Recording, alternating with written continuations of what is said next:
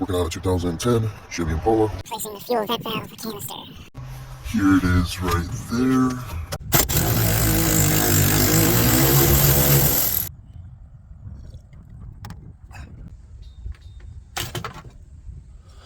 Out with the old, and in with the new.